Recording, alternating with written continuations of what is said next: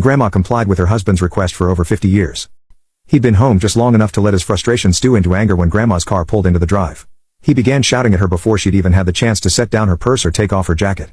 He ranted about all the things she hadn't done because she was out running around when she should have been home, taking care of the house and making his dinner. He worked very hard all day to provide for his family. Was it too much to ask for a hot dinner when he got home? She'd had a very good reason for not being home, but he never let her tell it, accepting no excuses. But she was a good wife, so she intended to let him vent for a while, then she would serve him supper and explain what had gone wrong. Then, Grandpa screwed up. As sometimes happens when we speak in anger, he began to blame the wrong thing for his irritation. He began to blame the car and her access to it. He said something to the effect of, "You don't have any business out driving around anyway. Should never have let you start driving in the first place. Women shouldn't drive." "You don't want me to drive?" Grandma asked calmly, retrieving her keys from her purse. "Fine. Then I won't drive ever again." And she set those car keys on the counter, put her things away, and served dinner. And bless her heart, Grandma stuck with that declaration no matter how much more difficult it made life. Grandpa had to take afternoons off in the middle of the week when a teacher scheduled a meeting.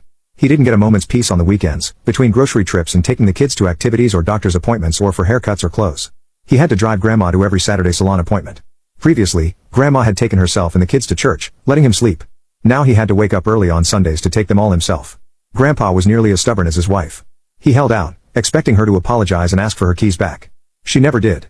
Instead, she simply rearranged the household schedule so that he could handle all the driving. Months later, after never getting a single weekend to relax, after having dinner pushed back nearly every day because he had to drive someone someplace, he finally gave in and apologized. He tried to tell her that he was wrong and that she should start driving again. He tried to tell her that he now appreciated all she did to make his life easier. He all but begged her to take those keys. I suspect that Grandma had always disliked driving, because she never did take back those keys. Nothing Grandpa said or did could convince her to get back behind the wheel.